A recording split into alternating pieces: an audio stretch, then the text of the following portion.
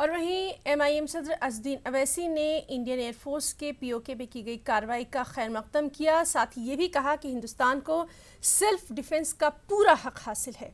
انہوں نے پاکستان کی کسی بھی حرکت کا جواب دینے کے لیے تیار رہنے کی ضرورت پر بھی یہاں زور دیا.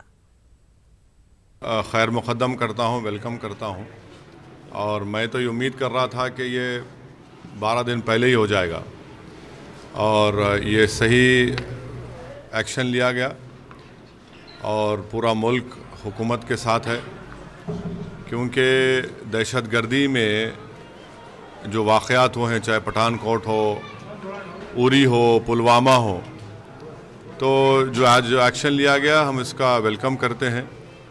اور ساتھ ہی ساتھ ہم حکومت سے یہ بھی کہنا چاہیں گے کہ اگر پاکستان کی طرف سے کوئی حماقت ہوتی ہے تو ہماری حکومت سے امید کرتے ہیں کہ وہ پوری طرح چوکس اور تیار رہے گی، ہماری آرمی، ہماری نیوی اور ہماری ایئر فورس.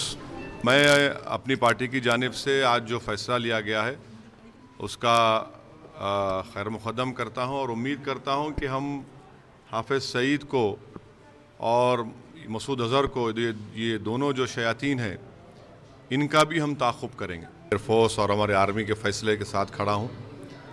اور دیکھیے، یونائٹڈ نیشن کا جو چارٹر ہے 51، اس کے تحت سیلف ڈیفنس کا اختیار ایک ملک کو حاصل ہے، اور پاکستان خود ان دہشت گرد تنظیموں کو، جو ان کو نان اسٹیٹ ایکٹرز کہتے ہیں، ان کنٹرول نہیں کر رہا ہے.